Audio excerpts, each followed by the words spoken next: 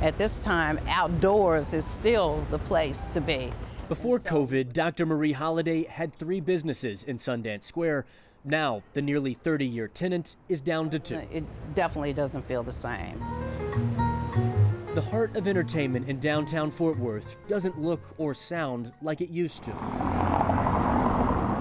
While new tenants have moved in, old favorites have left, and vacancy has gone from 10% to 30%, according to the Fort Worth Star-Telegram. And it was not just because of the pandemic that they did not survive. At the beginning of 2020, months before COVID, owners Ed and Sasha Bass changed property management. It was a perfect storm. Holiday and others now feel unsupported.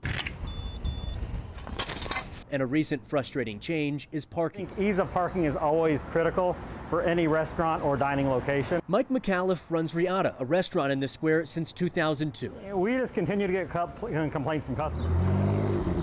Sundance Square replaced its often used free valet system with one that's $21 a day.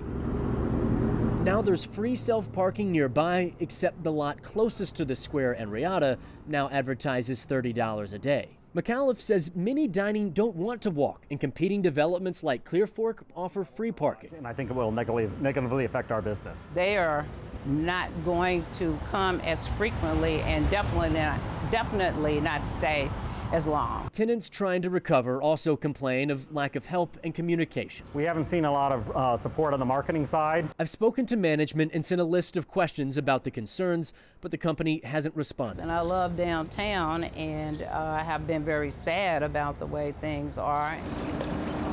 Sundance Square isn't dead, but new city developments mean more options. And filling vacancies is just as important as preventing new ones. I think we need to just work together more and collaborate. In Fort Worth, I'm William Joy.